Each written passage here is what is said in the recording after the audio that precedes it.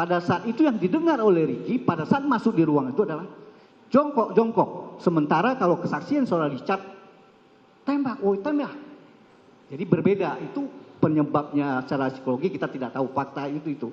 Tetapi si saudara Ricky tidak melakukan aktivitas hal-hal yang kira-kira membantu kayak aktivitas mengambil senjata kayak atau memegang siswa, tapi dia udah posisi sudah melihat kejadian.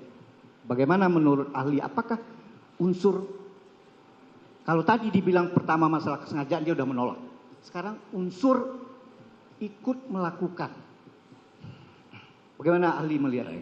Apakah di dalam teori-teori dan turut serta itu juga ada keaktifan yang nyata? Tadi ahli sudah menjelaskan ada gerak tubuh yang jelas. Nah, silakan ahli menjawab. Baik, terima kasih Pak Penasihat Hukum yang mulia yang saya hormati Pak Jaksa. Tentu saya tidak bisa mengarah kepada orang, saya objektif ya sebagai akademisi. Tapi saya tentu mencoba mendeskripsikan secara logis saja kaitan dengan apa yang deskripsi yang digambarkan oleh Pak Penasihat Hukum. Tadi saya mengatakan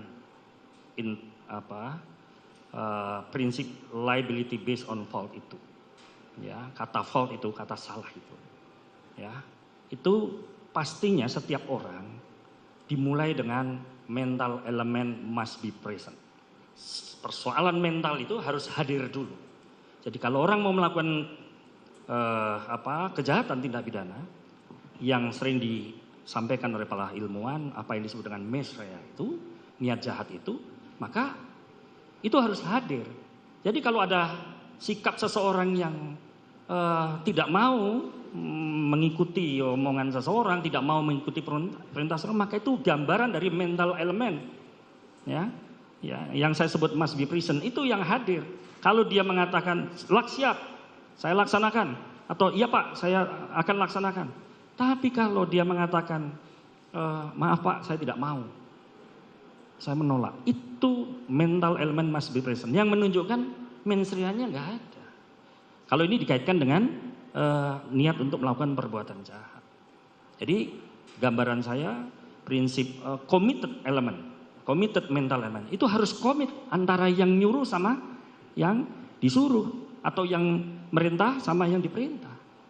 Mental elemennya ada di situ. Ya, kalau kata-katanya seperti itu dan kaitan dengan dampak, ya, apakah ini ada kaitannya dengan Van Head instrumen, ada nggak kaitannya dengan alat?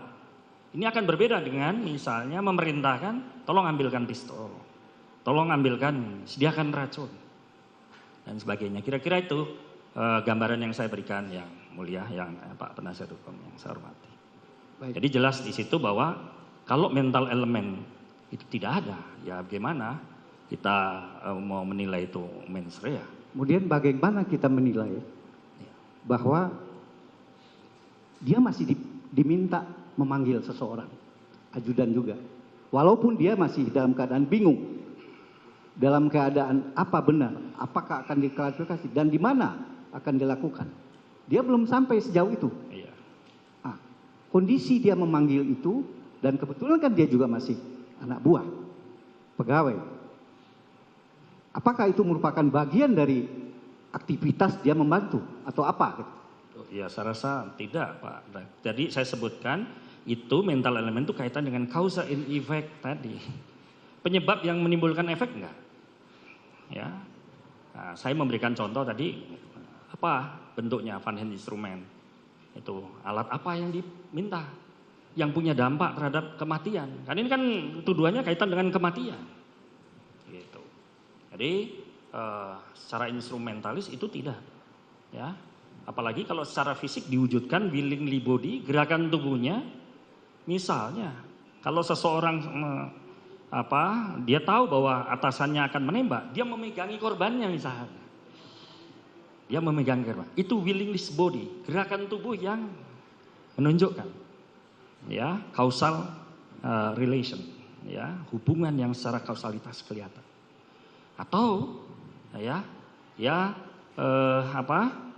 mengarahkan posisi korban tepat kepada sasaran sasaran pembunuhan, sasaran dari alat pembunuhan.